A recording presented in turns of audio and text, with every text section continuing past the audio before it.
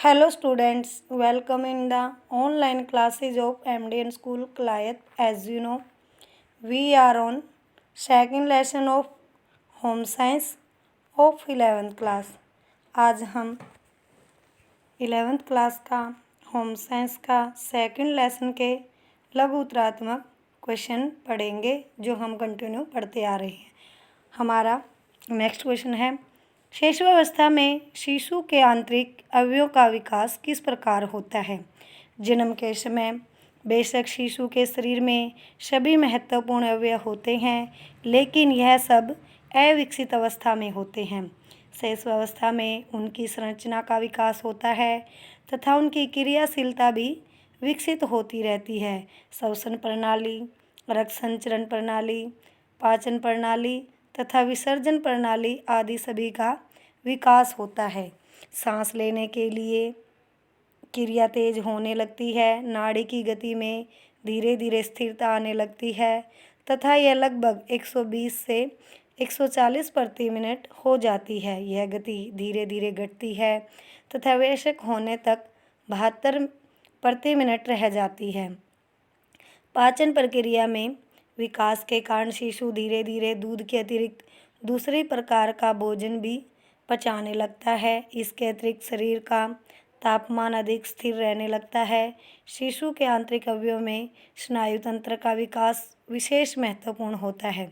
जन्म के पश्चात यह तीव्रता से विकास होता है। इसके फलस्वरूप शिशु अपने मांसपेशियों को नियंत्रित करने लगता है, वस्तुएं पकड़ता है, बैठता है तथा फिर खड़े होने व चलने लगता है। धीरे धीरे उसकी बुद्धि भी विकसित होती है तथा इस कारण से सीखने, समझने व याद रखने की प्रक्रियाएं शुरू हो जाती हैं। क्रियात्मक या गत्यात्मक विकास का अर्थ स्पष्ट कीजिए।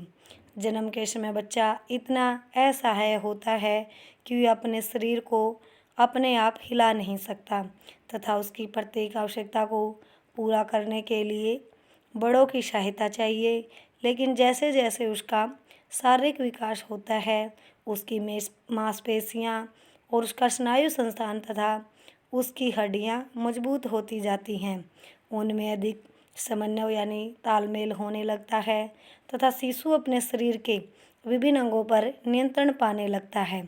इसके फलस्वरूप वह विभिन्न प्रकार की शारीरिक क्रियाएं करने लगता है, यानी कि विभिन्न गत्यात्मक योग्यताएं उपलब्ध करता है। इसी को क्रियात्मक विकास कहते हैं। एरिका स्टोन तथा पीटर आर्नोल्ड का कथन है, जन्म के समय बच्चे की मांसपेशियां इतनी विकसित तो होती हैं कि वह प्रयोग किए जाने के लिए तैयार होती हैं, लेकिन उनको वास्तविक रूप से प्रयोग करने के लिए बच्चे को उन पर नियंत्रण प्राप्त करना पड़ता है। इसी उपलब्धि को क्रियात्मक विकास कहते हैं। वैसे ही प्रसिद्ध मनोवैज्ञानिक क्रो के अनुसार नाड़ियों तथा मांसपेशियों की क्रियाओं के समीकरण द्वारा शिशु जो शारीरिक गतिविधियां कर पाने की क्षमता उपलब्ध करता है, जैसे बैठना, रेंगना, चलना तथा वस्तुएं पकड़ना आदि, क्रियात्मक या गत्यात्मक विकास कहलाता है। शैशवावस्था में क्रियात्मक विकास बड़ी तीव्रता से होता है तथा देखते ही देखते एक ऐसा है नवजात खेलते कूदते शिशु में बदल जाता है, जो नित्य कई क्रियाएं सीखता है तथा तेजी से आत्मनिर्भरता की ओर बढ़ता जाता है। शैशवावस्था में बालक के सिर पर नियंत्रण और आँखों पर नियंत्रण तथा होठों पर नियंत्रण को समझाइए। एक सामान्य बालक में क्रियात्मक या गत्यात्मक विकास के अंतर्गत विभिन्न उपलब्धियां निम्नलिखित होती हैं। सिर पर नियंत्रण यानी सिर उठाना। लगभग 2 माह का होने पर बालक यदि पेट के बल लेटा हो तो अपना सिर उठाने लगता है। 5 माह का होते होते वह पीठ के बल लेटे होने पर भी सिर उठाने लगता है। यदि उसे सहारा देकर बिठाया जाए तो वह अपनी गर्दन संभालने लगता है। 6 से 8 माह का होने तक यह नियंत्रण वह लगभग पूर्णतः ग्रहण कर लेता है तथा बिना किसी सहारे के गर्दन संभालकर बच्चा बैठ सकता है।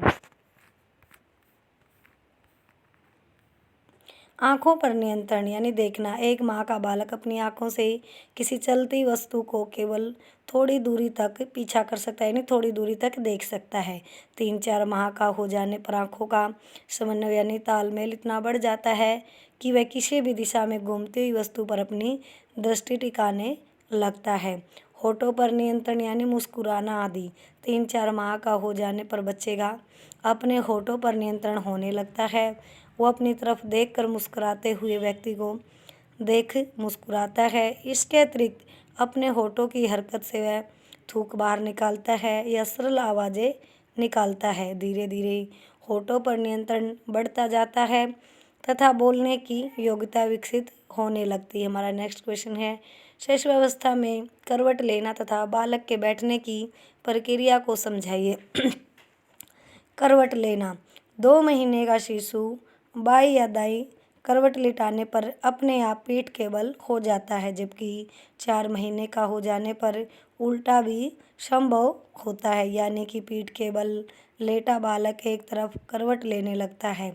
6 महीने का होते होते वह पूरी तरह से शरीर को लुढ़का सकता है। इसके लिए वह पहले अपने शरीर का कंधों का भाग घुमाता है, फिर धड़ के नीचे का भाग तथा अंत में टांगे हिला डुलाकर क्या है पूरा घूम जाता है। बैठना। धड़ पर नियंत्रण पाते पाते शिशु बैठने की क्रिया भी सीखने लगता है। चौथे महीने में उसे पकड़कर बैठने की स्थिति में लाया जा सकता है। 4.5 से 5 महीने का बच्चा सहारे से कुछ समय के लिए बैठ सकता है। 6 से 7 महीने की आयु में बिना सहारे के कुछ समय के लिए बैठने लगता है तथा 8-9 महीने का होने पर बिना सहारे काफ़ी लंबे समय 10-15 मिनट तक बैठ सकता है।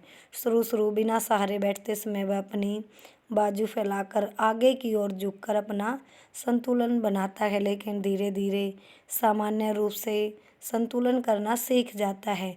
इसी आयु में लेटा हुआ बच्चा अपने आप ही उठकर बैठने लगता है। हमारा नेक्स्ट क्वेश्चन है, शारीरिक विकास को प्रभावित करने वाले विभिन्न कारक बताइए। शारीरिक विकास को प्रभावित करने वाले मुख्य कारक निम्न हैं। स्नेह एवं प्रेम। बालकों को समुचित शारीरिक विकास हेतु स्नेह एवं प्रेम के आधार का काम करते हैं। परिवार में अपने अभिभावकों, भाई बहनों तथा अन्य सदस्यों से स्नेह न मिलने के कारण वह दुखी रहता है, जिससे उसके शरीर का विकास असंतुलित रूप में नहीं हो पाता। इसके अतिरिक्त छोटी आयु में माता पिता की मृत्यु हो जाने के कारण बालक को अनेक कष्ट सहने पड़ते हैं, जिससे उनका समुचित शारीरिक विकास होने में क्या है बाधा उत्पन्न होती है। खेल एवं व्यायाम। किशोरों के समुचित विकास के लिए खेल एवं व्यायाम की ओर भी ध्यान दिया जाना चाहिए, क्योंकि इनका प्रभाव भी बालक के शारीरिक विकास पर पड़ता है। निद्रा एवं विश्राम। निद्रा एवं विश्राम भी बालक के शारीरिक विकास को प्रभावित करने वाला महत्वपूर्ण कारक है। निद्रा एवं विश्राम के अभाव में बालक कभी भी स्वस्थ नहीं रह सकता। इसलिए छोटे बालकों को अधिकाधिक समय तक सोने दिया जाना चाहिए। कहने का अर्थ है छोटे बालक को ज़्यादा समय तक सोने दिया जाना चाहिए। विश्राम से बालक की क्रियाशीलता में वृद्धि होती है। यदि बालक थका हुआ होता है तो उसके शारीरिक विकास में बाधा उत्पन्न होती है। भोजन। किशोरों के समुचित शारीरिक विकास हेतु स्वास्थ्यवर्धक भोजन मिलना अति आवश्यक होता है। सोरेनसन के शब्दों में स्वास्थ्यवर्धक भोजन थकान का स्रोत तथा शारीरिक विकास का गहरा मित्र है। नियमितता का अभ्यास। उत्तम स्वास्थ्य की आधारशिला नियमितता का अभ्यास होता है। अतः किशोर के सोने, खेलने, खाने, पढ़ने इत्यादि का समय निर्धारित रहना चाहिए। हमारा नेक्स्ट क्वेश्चन है, क्रियात्मक विकास को प्रभावित करने वाले कारकों का वर्णन करें। क्रियात्मक विकास अनेक कारकों से प्रभावित होता है। इन कारकों के प्रभाव के कारण इनका विकास सभी बालकों में समान रूप से नहीं होता है। क्रियात्मक विकास को प्रभावित करने वाले प्रमुख कारकों का संक्षिप्त विवरण निम्न है।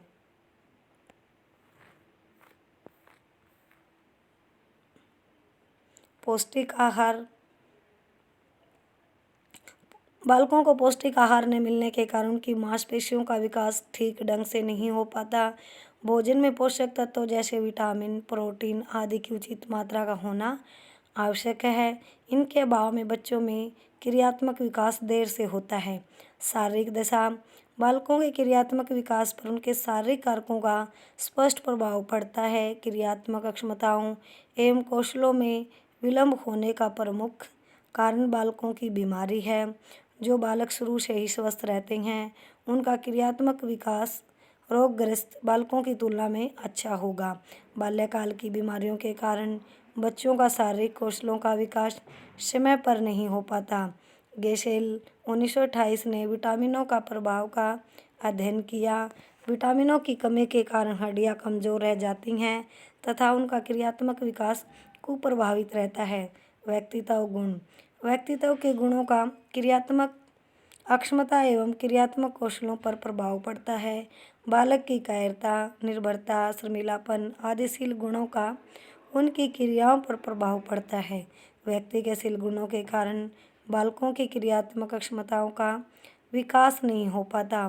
दूसरों पर निर्भर रहने वालों में स्वतंत्र रूप से कार्य करने की आदत नहीं बन पाती। ऐसे बालक दूसरों के सामने अपनी क्रियाशीलता का प्रदर्शन नहीं कर पाते। प्रोत्साहन का अभाव यानी बढ़ावा देना, क्रियात्मक विकास के लिए बालकों को अतिरिक्त प्रलोभनों का मिलना भी आवश्यक है। जब छोटे बच्चों में बड़े बच्चों के अनुकरण का अवसर मिलता है तो उनका विकास शीघ्रता से होता है। अनुकरण के अवसर के अभाव में बच्चों की क्रियात्मक अक्षमताओं का विकास शीघ्र नहीं हो पाता।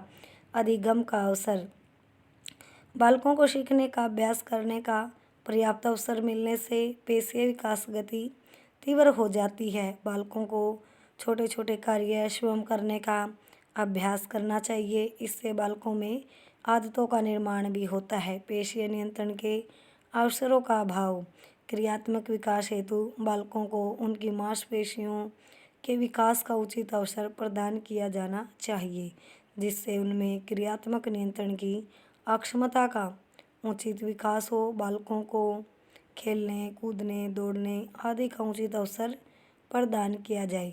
आज हम यहीं तक पढ़ेंगे। जो क्वेश्चन मैंने आपको पढ़ाए हैं उनको आप अच्छे से लर्न करोगे।